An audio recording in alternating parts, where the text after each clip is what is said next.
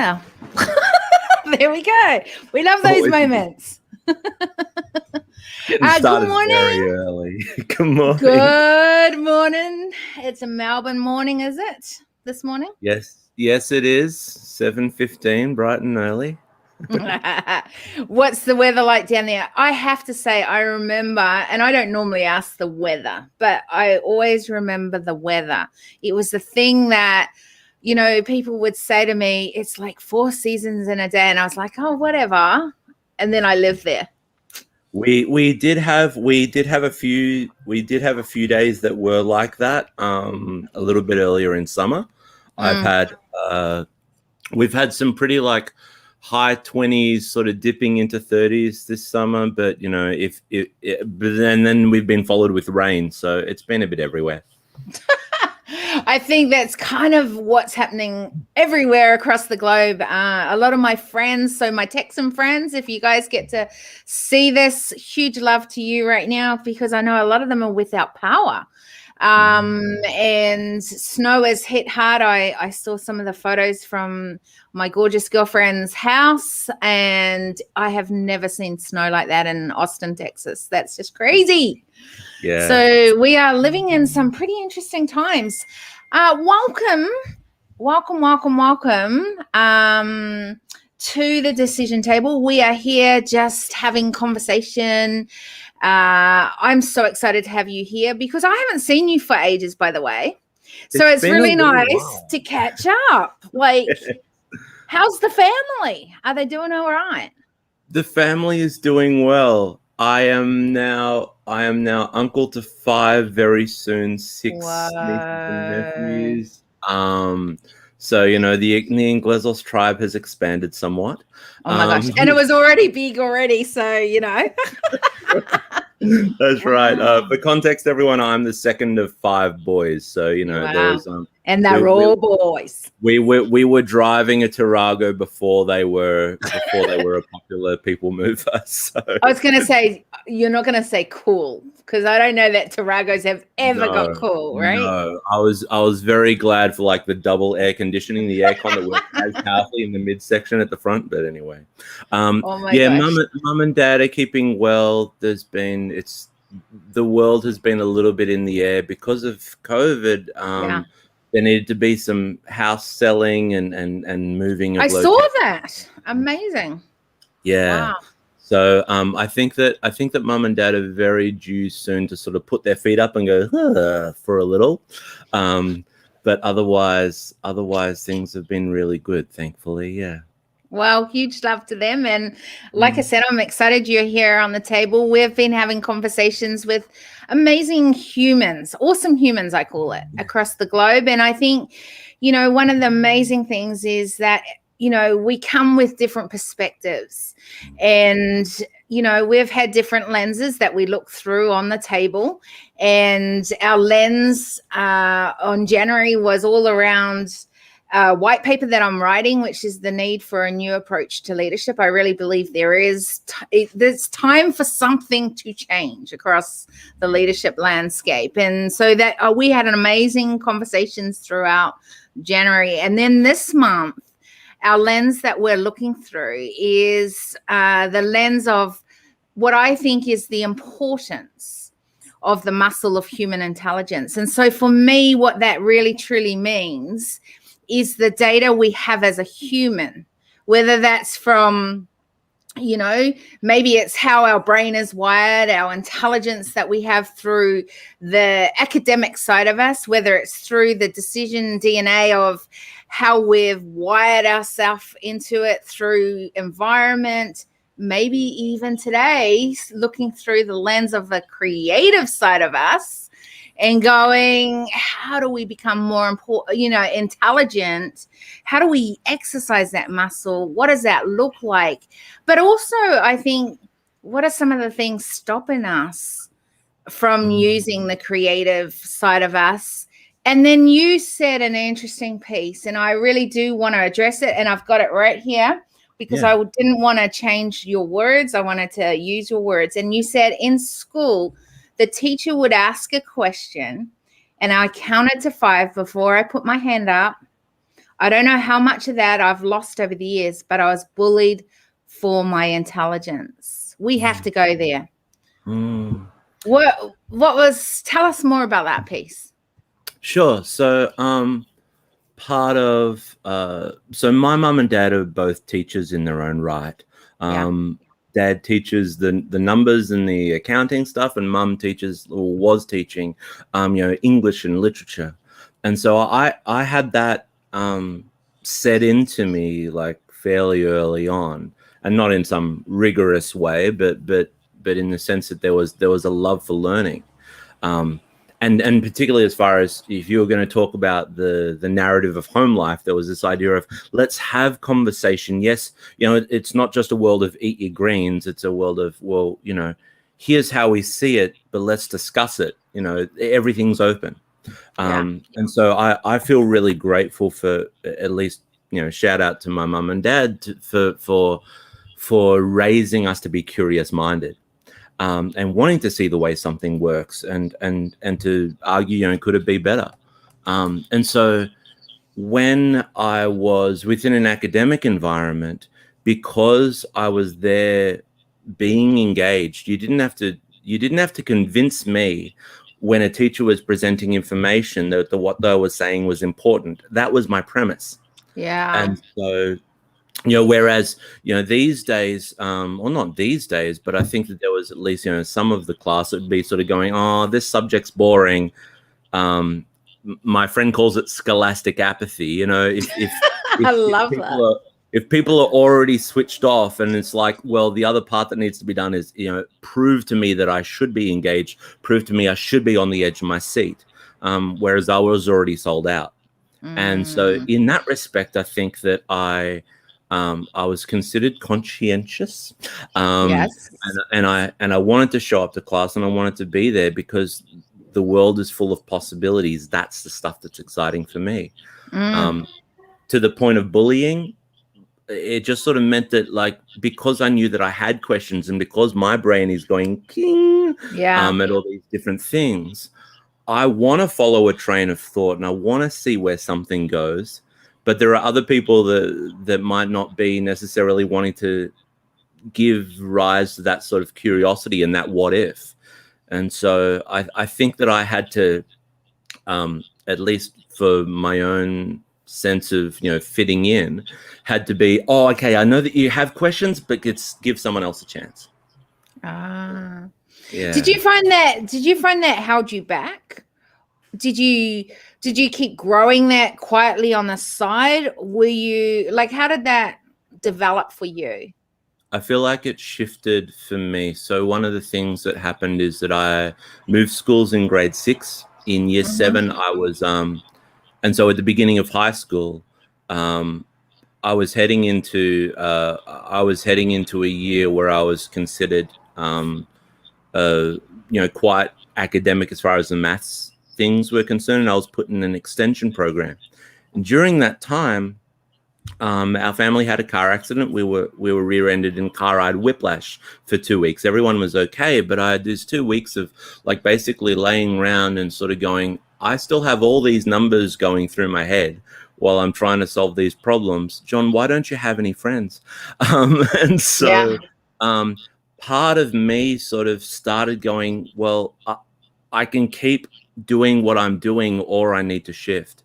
And so I think that I started slowly dialing down that part of my brain, spent more time really actively trying to learn how to relate to people better. And I think that I gave more, at that point in time, I think I started giving more rise to my creativity and sort of, how can we, in theater, there's a game called Yes, Let's. How do we do more of Yes, Let's? Someone has a suggestion. You're like, oh, yes, yes, and yes, let's. So that's, oh my gosh, this is such interesting conversation because I relate. You do not realize how much I relate to this. So firstly, the intelligence side, the side that you dialed down, have you picked that up and dialed it back up now? I feel in some respects, yes. Part of what I do at the moment is, well, I'm a poet and I'm a spoken word presenter.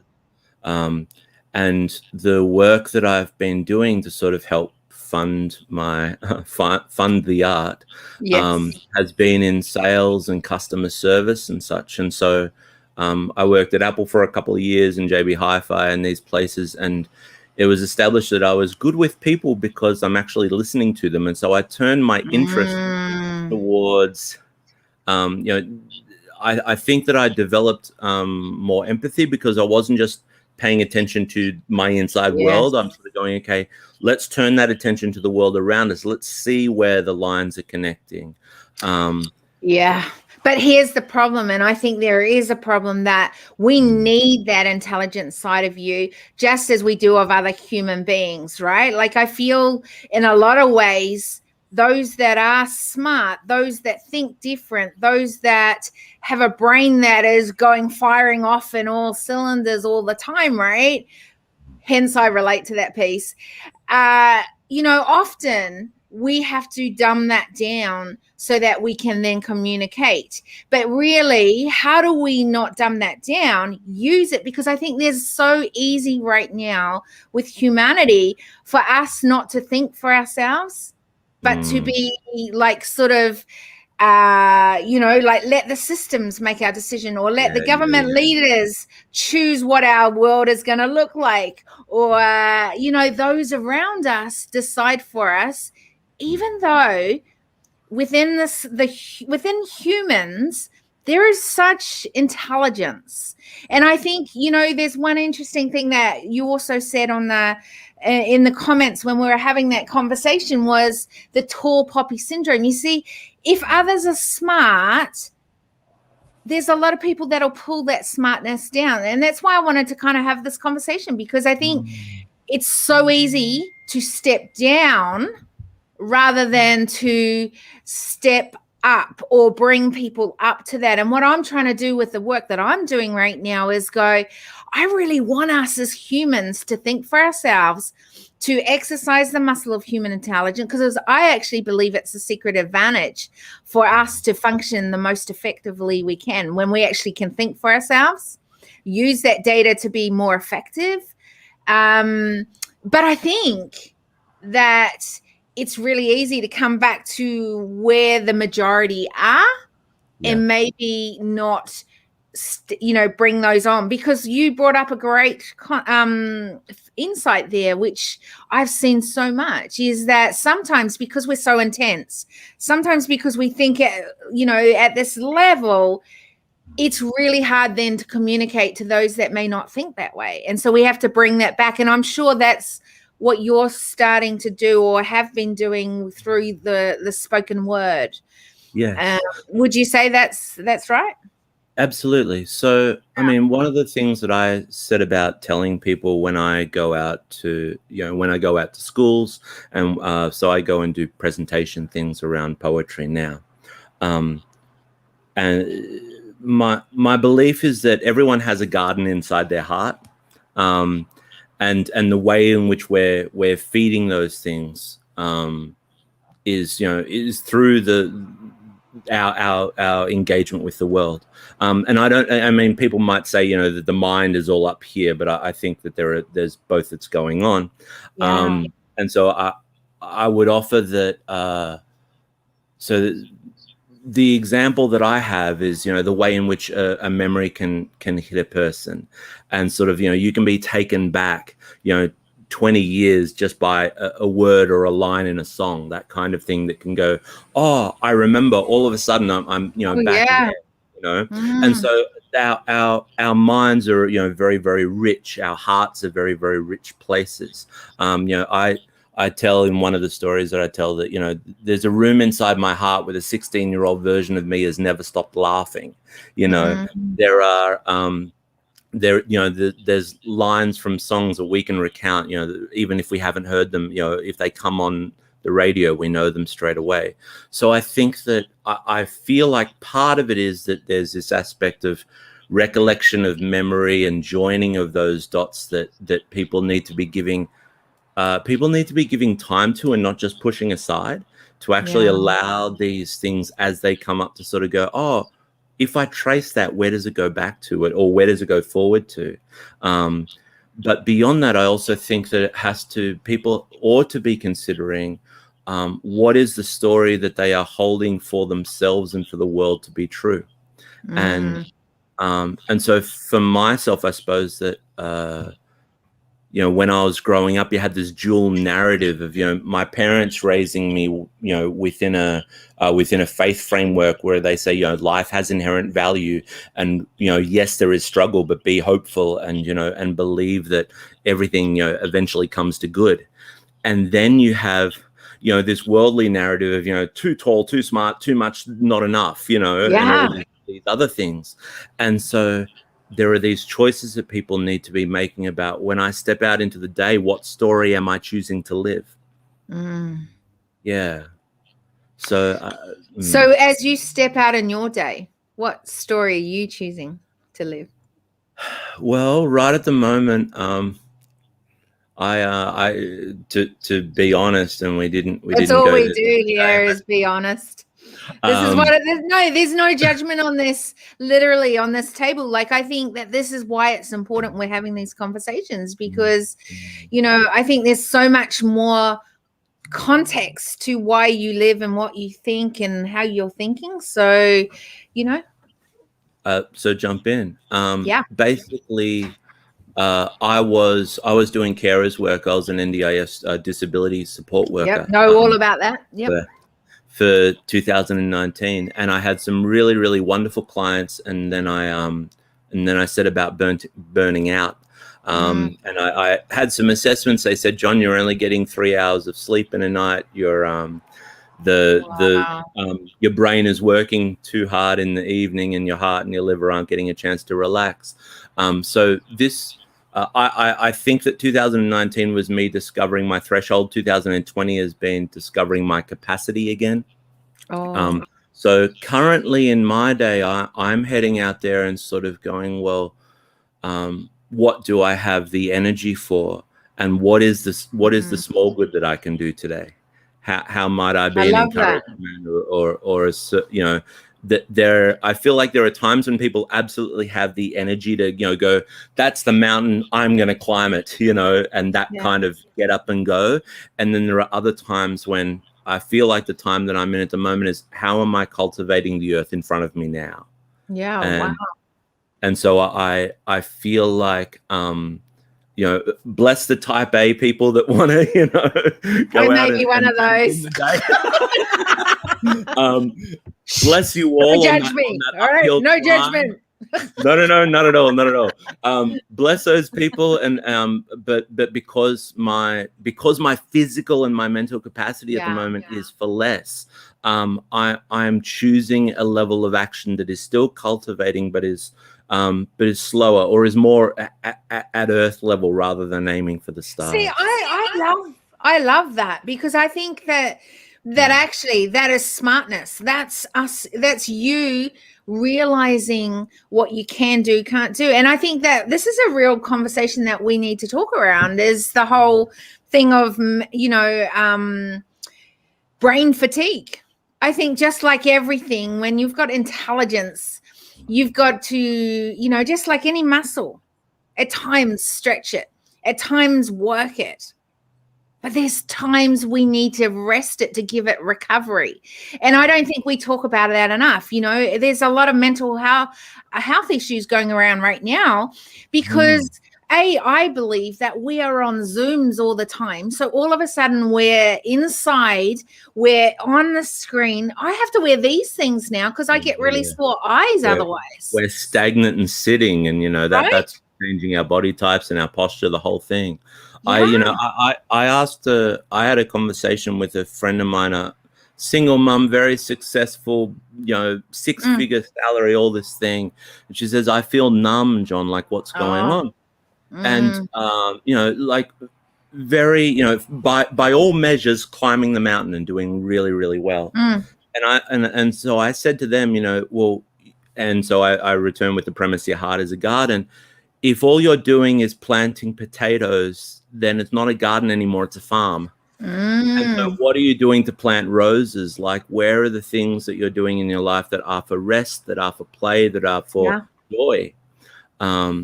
And so, I ask young people now when I go into schools, like, what is your language of imagination? What's the thing that makes you come alive in you? I can't tell you that answer. Yeah. Society and multimedia, social media can't tell you that answer. That's something that's been planted in you. What are you doing to cultivate that seed?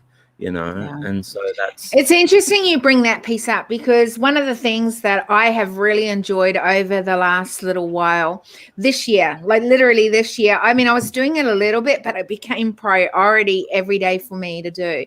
And that was to curate a space where I literally work on a project that is more like a sustainable project. So it's not like it just needs to be done tomorrow. It's often the thing that you might put off because you go, oh, I've never got the time, but I need to do this. And it's fun and it's innovative. And I have this space where I'm literally innovating. So I've got pencils, I've got eraser, I've got my paper, and I just get back to my creative side. And I think that because I realize it's you bring up this interesting point about capacity. One of the things that I get to work with is a lot of global leaders who are, we are literally working with extremes. And so sometimes there is that hard potato sort of grounding in there, making those potatoes happen. But I saw last year, I saw a lot of leaders, myself included, by the end of the year, we were shattered. There was nothing left in the tank. And I go, you know what? This year's not going to be a hell of a lot different from that. Like, seriously. So how do we sustain this? And what does it need to look like for me personally to be able to do this well and keep refueling as I'm doing the journey? Yeah. And so one of the things that I did was curate the space and become more innovative in the design and the fun part of me that I often don't prioritize, even though it is kind of like a priority, because that's part of who I am. And it refuels me and it actually creates the next piece. So one of those things that I'm doing because of that is I'm about to run my first incubator growth cycle. And really what I want to do is work with some smart people who want to work on a project. Yeah. And so we work through it, but in more of the creative style, not just building it like it's got to be about the growth and the global aspect of impact, but it's also got to bring that fun back in. It's got to bring that creative side of it. It's got to bring all those pieces that we don't down one because it's not acceptable, but we go, how do we bring those pieces and bring them to the table and start playing in the space where we're allowed to actually use all of those? Yeah. And I think that's where we've got to get a little bit different in how we do what we're doing going forward. Like, how do we bring the fun back into the playing table, and how do we also enjoy and refuel throughout the journey as we continue to go forward? What's that look like for you? Well, I'm on the spectrum of social engagement. I think that I'm more chronic extrovert than introvert, which makes lockdown difficult, but there it is. Oh my gosh. For myself, I think that I've taken some time to recognize what is my refueling. And so being around people, having conversation that isn't surrounded by, like loud soundtrack overhead kind of thing, getting to do one-on-one like this for me is replenish.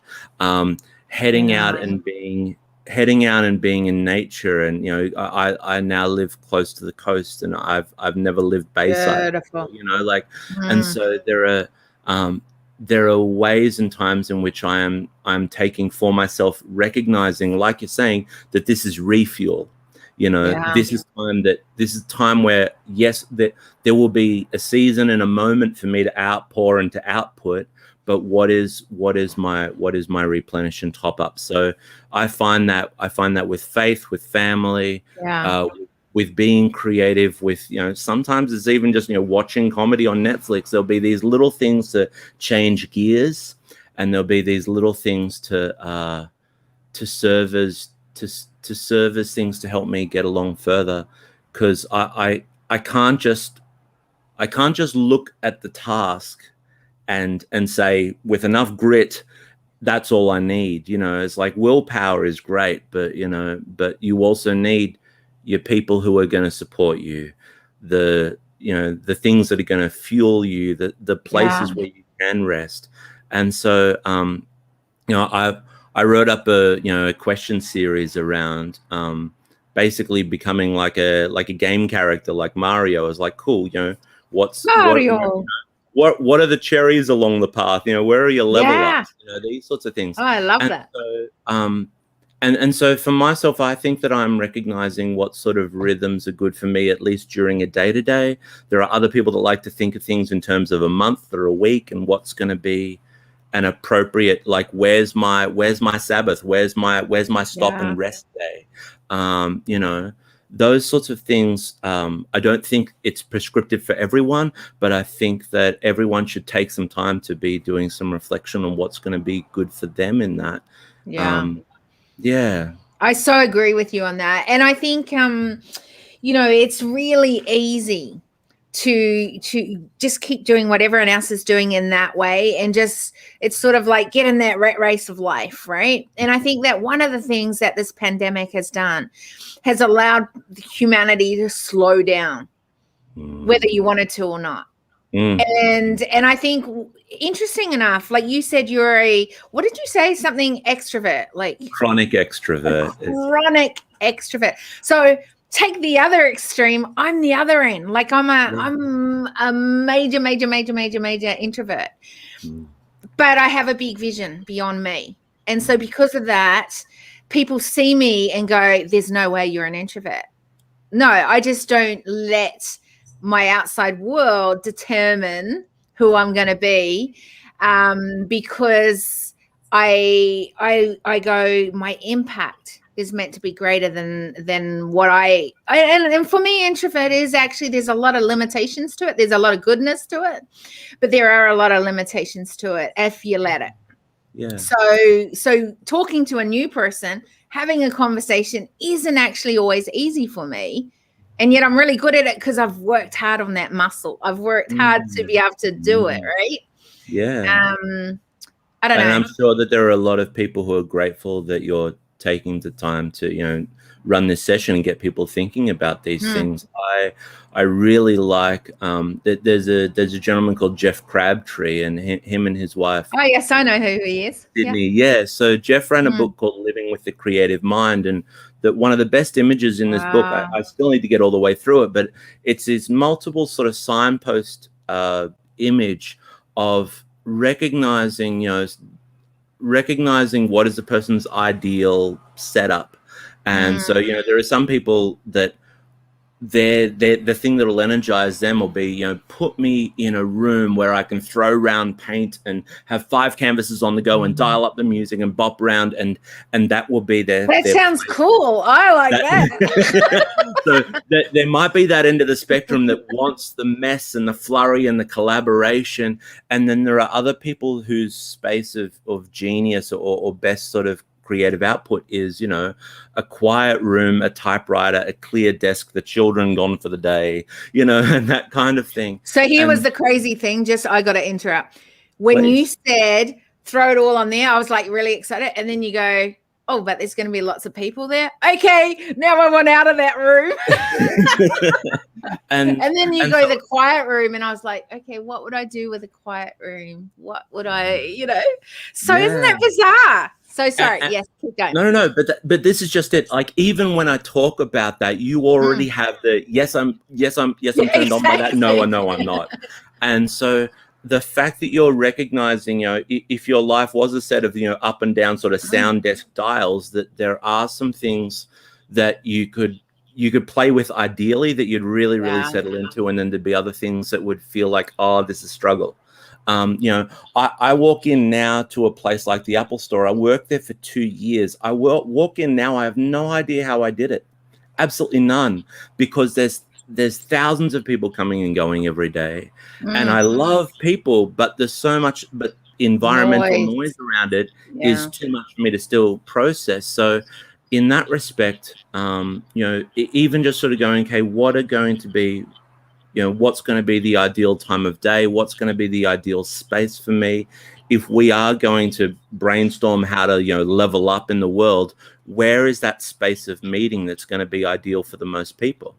Do we all need to go for a walk, or do we need to be in a mountaintop retreat? I don't know, This is interesting because in a lot of ways you're talking about you as an individual and saying, well, this is what I need. How do we now make, because one of the things that I'm seeing, and one of the things through these conversations that I'm really pulling on as an insight is this whole conversation around, so here's I'll backtrack. Before we were on shutdown, I was traveling the world, as you know, and, like traveling across the globe. And one of the things I saw and began writing about as my insights and really something that became true to my work was that I saw isolation was creating and I called it an epidemic amongst, and at first it began leadership, and then I saw it as just across humanity. And then the flipping pandemic hit the world after a year and a half of me writing about this. And all of a sudden we're really in isolation, and it became more of a hot topic out there. Here's the problem when we become, I love the fact that you're all aware around the individual, but the problem is that we're becoming a lot of individuals. And what and I said, out of my insights in my writing, I said the solution to isolation was collaboration. And I really, truly believe it is collaboration. I believe that as a global human race, that if we join together as forces, we will be much stronger. We'll be able to support each other better. We'll be able to refuel together rather than as separate going, oh, I've got to refuel over here. Yes, I know there's moments when trust me, there are moments when you want to do it on your own and you need to. As an introvert, I so get that piece. Yeah. But I actually think as a global space that we need to get better at being collaborative. How do we do that when, like you said, there's this outside noise? And I get it. I've got kids on spectrum, and outside noise is I'm very aware of outside noise and how that can really impact a lot of people. Yeah. And in fact, nowadays, it impacts me because I'm so used to being so in my office space that I don't have all that outside noise. So when I go into it now, I really, really, really hear it. I was always aware of it because of my kids, but now I've become peak aware of it because it annoys me, right? Because I'm not used to it anymore. How do we go from these little needing to refuel pockets to be able to be at best us and to turn up and then get more into the thinking of maybe collaborative? So I don't know whose phrase it is, but yeah, if you want to go fast, go alone. If you want to go far, go together. Yeah. I don't know whose one, but it's one of those ones. I know, smart person, whoever it was. I get it. Smart person. Thanks, Aesop, wherever you are. I don't need to pay copyright anymore. One of the things that's been stirring. Oh my goodness, this person keeps walking through, but come here for a second. Oh, photo bombing. There we go. Hey, Taki, how you doing, man? He can't hear you, but anyway. I can see you. He can see you. Yeah, good to see you. Bro, I miss you. It's been a long time. Love to family. And on behalf of the Ingleses, on behalf of all the Ingleses, hello and much love. On behalf of everyone on the family, much love. Thanks, dude. Yeah. Hey, I'm sorry to be rushing. I've got to make Ethan's medicine and jump on a webinar, so I'm going to bounce. That's okay. We are live, so it's all good. Welcome to my world. That's great. Appearance fees. No, it's great. It's right. So the thing that I've been the metaphor that I've been engaging with recently is the idea of there is a version of me that exists at home in my me space, and then there is a version of me in the marketplace in the us space. And so within and so the example of this that I tell people is like, at home I can kick around in boxer shorts, I can turn up my music however loud I want it to be, and I can be as loud or as messy as I want to be. But when I go into the workplace, when I go into the marketplace, my us version of John can't just be wearing boxers, like it could be a little tricky. It could be a little tricky. I would be offending someone. And so Maybe. part of me working out, like, okay, or exciting someone, depends who you're talking to. I don't think I've met those people. Anyway. Oh, okay, no worries. Back to it, yes. But at any rate, the version, I recognize that when I go out into the marketplace, that I need to work out, okay, how do I become a version of me that is still myself, but is considerate, that is considerate to the other people that I'm engaging with and considerate to myself. And so I've been learning, okay, well, when I do poetry, for example, someone says, you only have 15 minutes. I can set myself 10, to sort of perform, and then 5 I'm just going to allocate as breathing space. I'm not always going to wear the hat. And so when I'm around people and I'm doing performances, people feel like, oh yeah, I really feel like I arrived. Oh, you really brought us home. I was doing things within the marketplace that made people feel at home. And part of and I don't think that's necessarily done with programs and with structures. I believe that's done with genuine heart attitude and by wishing to say, well, I've spoken and I can speak at you, but now I actually want to listen too. That's the thing that's relevant for my space. But yeah, I feel like other people would have their version of that. If I'm in the workplace and I'm in my space of influence, how do I show that I have more than one speed? Okay, so I've got to talk about this because I find this conversation really interesting, because here's the thing. For so long, I felt like I had to be this perfect person, do it this way. This is how I needed to do it. And then when I did it that way, you kind of almost accepted me. But I felt there was a huge part of me that you didn't understand. I didn't get to bring to the table. I then really, and I remember even starting with my business, I started as okay, I'm a woman. I'll work with women entrepreneurs. We'll start building businesses, right? Like this, because everyone goes, all right, well, you're really good at workplace balance. So I'm like, and talking about balance and how that works. And I was like, okay, I can do that. Do you know how boring it was when I began that way and working? No offense to any woman entrepreneurs, but it was not my jam. I was like, oh my goodness, we're trying to work through the same thing a year later that we've been trying to work on. Like, to me, there are great people out there that can do the coaching and the consulting that way. It's not my jam. So I began going, I don't really want to be in leadership, but I know I'm really drawn into leadership. And here's the thing. I didn't like leadership because I didn't like where leadership was heading. And then I started challenging myself and going, okay, so if you don't like where it's heading, maybe you should be in there to help to bring change there so that maybe you will love leadership and you'll love where it's heading. And I was like, oh, that's a little light bulb on my head. And I started going down that venture, right? Then it was like not just leadership, but the global leadership space. And I was like, whatever, that's so not me. I've never been in there, have no idea. Do you know what? It was so easy for me to go into that space and begin to talk to people in that space. And I realized for the first time ever, going back to the intelligence side, I could talk at the level that I was in my head, actually out to humans, and they got me. And I was like, wow, this is kind of good fun. But then here was the thing. I have got this thing that I don't ever want to leave people behind. If you are willing to learn, if you're willing to want to step it up and take it to a different level, then I want to bring you on. So I had to then go, but I'm talking about things up here, and then I've got to go back to kind of like where I was at with the women entrepreneurs here.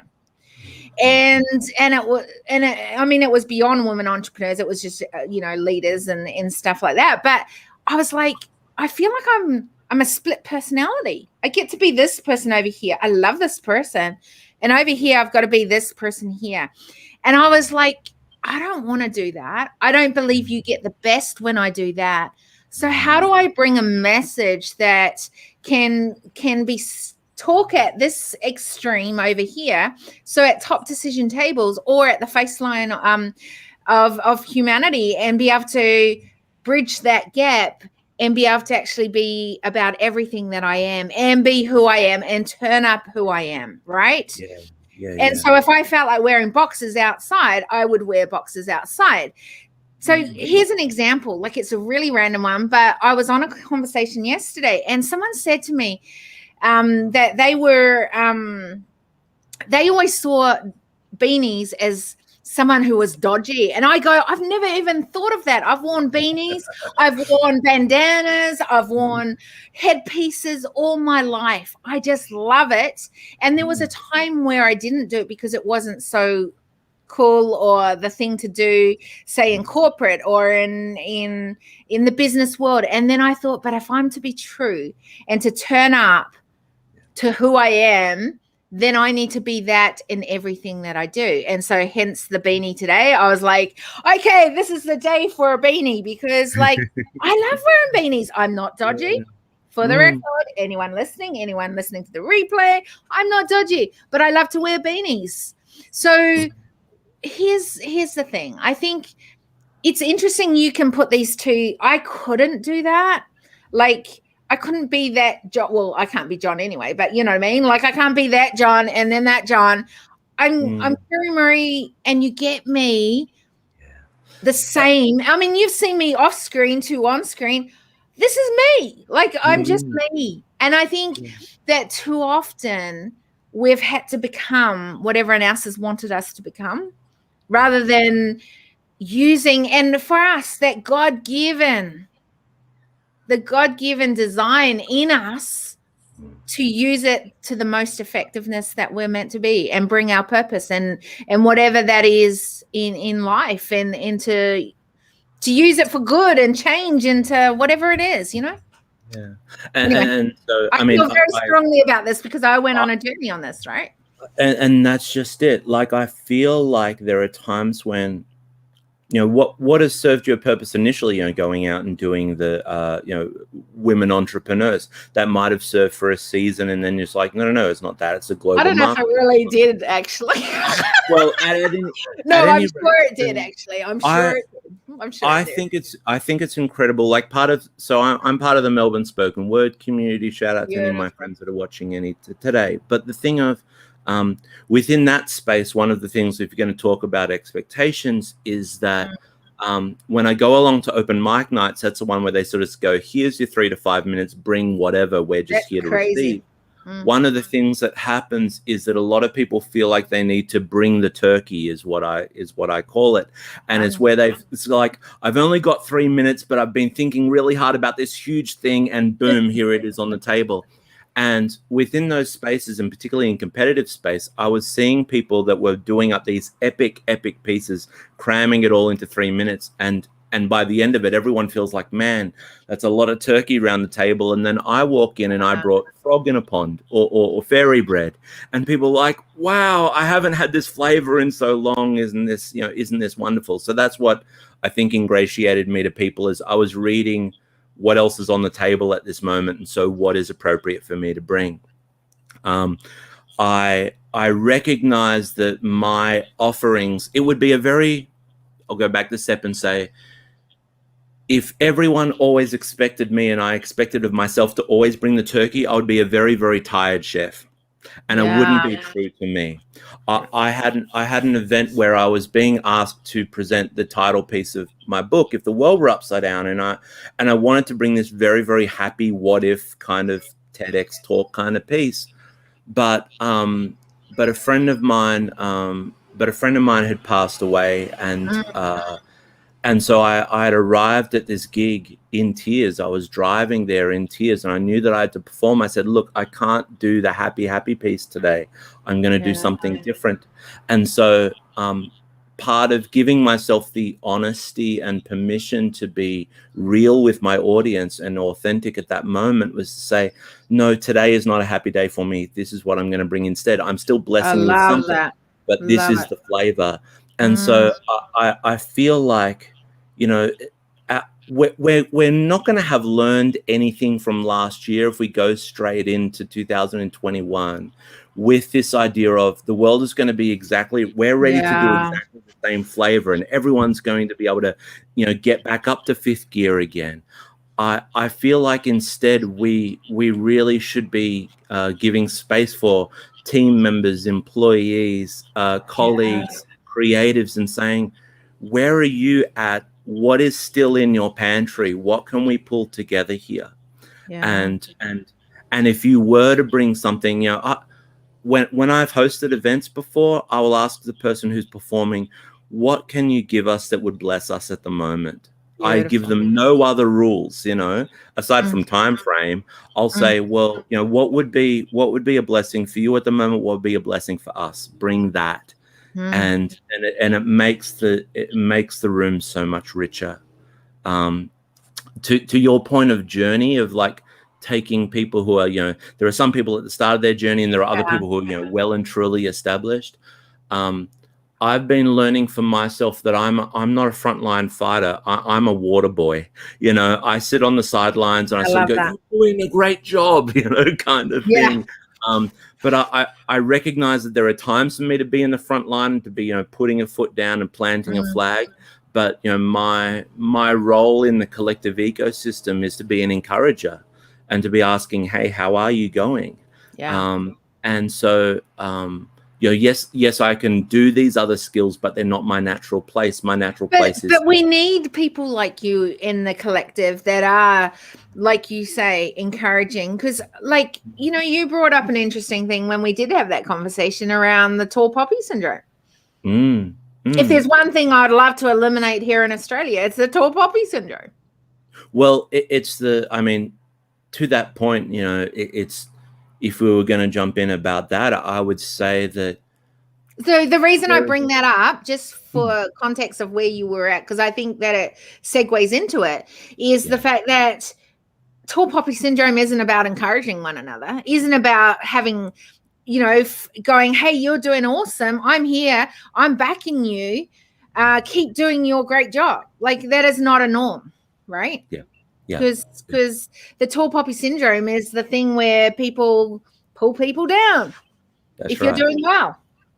And so, it's the idea of there is no opposite word for podium. If someone is up on a podium and someone feels like they are not, the cheapest gesture is to grab and pull down. But is it a podium? Sorry. Whoa, that was a real big one then. Is it a podium, or is it a platform they have? And I think that's where we put people up. And is that us putting people up, not them putting themselves up? I think that we have created a society where the person who speaks first is the monkey or the heretic or the something that is unacceptable. It's like, get back in line. The amount of shame I see in schools these days, where I say, any questions, anyone? And they look around going, am I allowed to ask? It's like, dude, I'm telling you, I'm giving you the permission, and so it's part of creating that safety of space, and part of I can talk about education and then other things, to foster a culture where it is okay to say I am learning rather than I know. I love that. To foster a culture where people can say what if, and it actually genuinely be taken under advisement and actually thought about, rather than saying, well, this is the system has always worked. There need to be spaces where I got told what a creative is. If humanity is just a long line of people from one line of the horizon all the way to the other, a creative person is someone who is in that queue that steps out of line for a moment, looks around, says something, does something, and then steps back in the line. And that's what creativity essentially is. There are some people that are doggedly against being in the line of people, and their version of creativity is to be as rebellious and loud and ostentatious as they care to be. But I think that the reason why clowns have existed in societies, or jesters or jokers or whatever, have been as a means of asking what if on behalf of the people who don't feel like they've had permission to ask. And so as a poet, my job is to put into words what other people haven't been able to put into words. I recognize now when I look back on the bullying at school and the pull down was that I wasn't just speaking on my own behalf. If I was asking a question in a classroom, chances were 3 or 4 other people had the same question, but didn't have the confidence to speak it, and so if we can have an environment that is not going to make someone feel dumb for not speaking, not going to make them feel dumb, but to be able to say, so when I go into school spaces these days, I will tell people, you change the room just by being in it. You don't have to, it doesn't have to be done loudly, and it doesn't have to be done with silence. This thing is a dance. We are all adding our flavors. I am richer for receiving your flavor. It's a privilege to be let into someone else's world. So let's meet and let's do this. And so, even as a facilitator, to me, that's the true heart of collaboration, what you're just speaking about. Yeah. And so in that respect, if ecosystems are built with this idea of, and I mean, I've worked in both, where the director has the vision, they pass the vision on to others, other people feel that commission or vision. That is great when people can step into that environment. They say, look, you're a photographer. All I need is a photo that's shaped like this. Yeah. Great. Go out and do it. Set those clear parameters and go. But I'd also enjoy the spaces where people say, look, we've got a mood board. Just have a play, but here's roughly the sound space. Here's the time signature, now improv. And so I feel like if people, businesses, leaders, global influencers can be saying, right, well, if we can recognize what is the structure that we're setting for people, how do we mix that up? What would a mix up look like so that other people can what are the flavors? That'll be I think that will be a really, really rich thing for people. It isn't always done with butcher's paper and free for all, but I've really enjoyed for myself as a writer, I've really enjoyed it when people have said, here is a blank page, fill it. They've said, here's an opening line, or here's an opening sentiment or thought. Follow that trail and see where you end up. I feel like for me, that's an incredible gift give. And I feel like when we can give people that permissive space to be able to say, here are some parameters, you're still safe and you're still held, but play, you can't get it wrong. I think we'd be amazed at what gets offered in those sorts of environments. Beautifully said.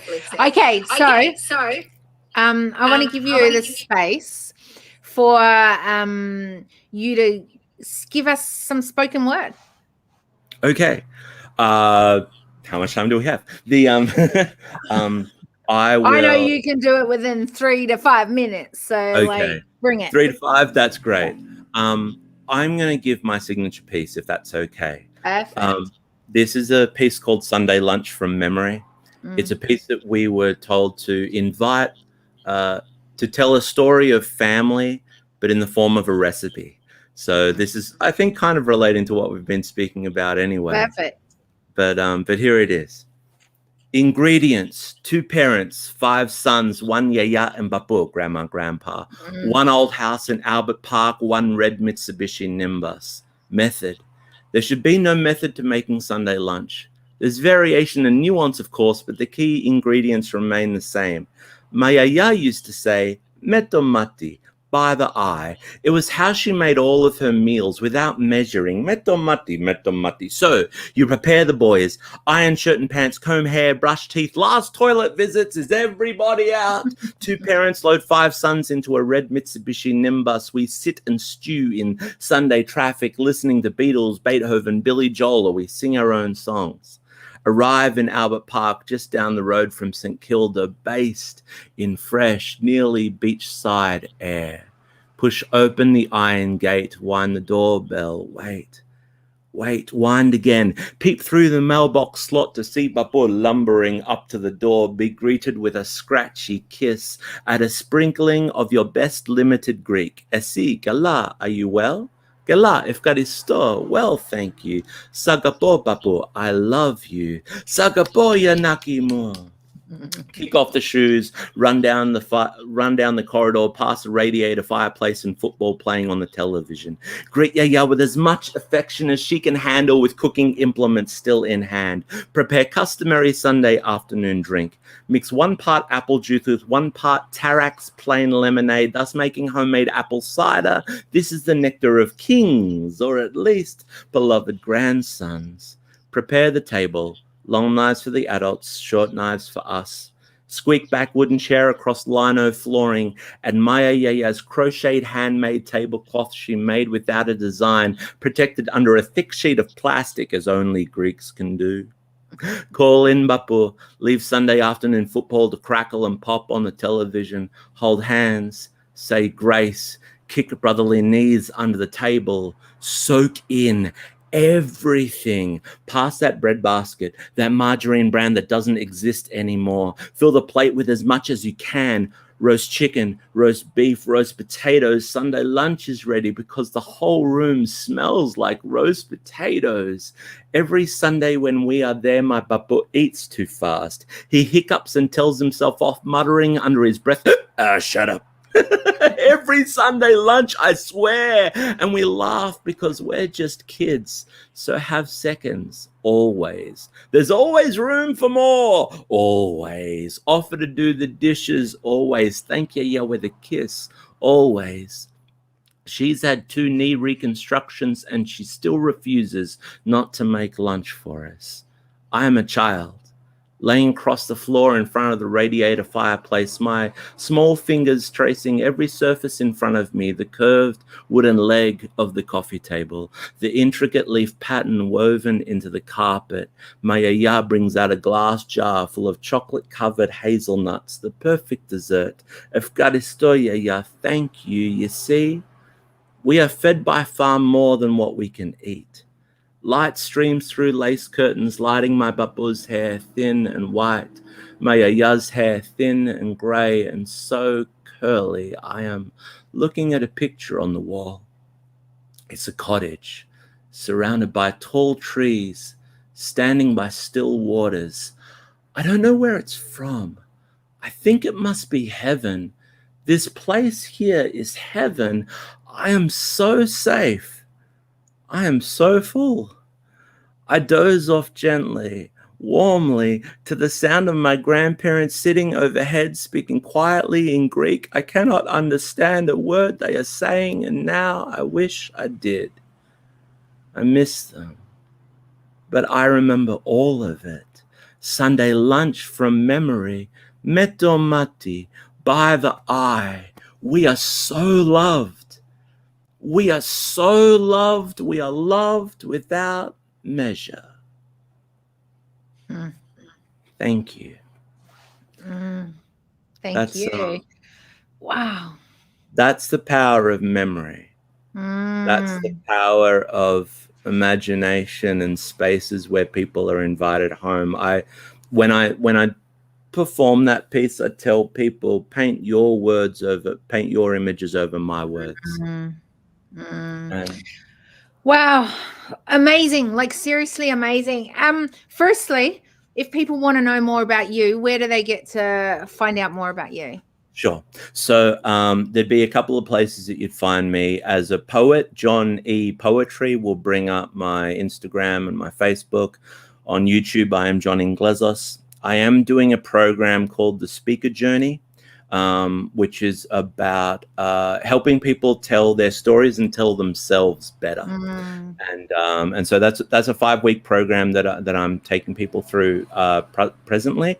It is via Zoom, but hopefully in person at some point if you're in Melbourne. But failing that, I would encourage you get creating space for yourself to sort of work out, you know, where am I at and what am I making and what am I doing? And what might my offering be from that place? So beautiful. The organization I'm a part of, I'll also mention this if I may, Kiri. Of course. The organization I'm a part of, or one of the many, but one of them is called Made to Create.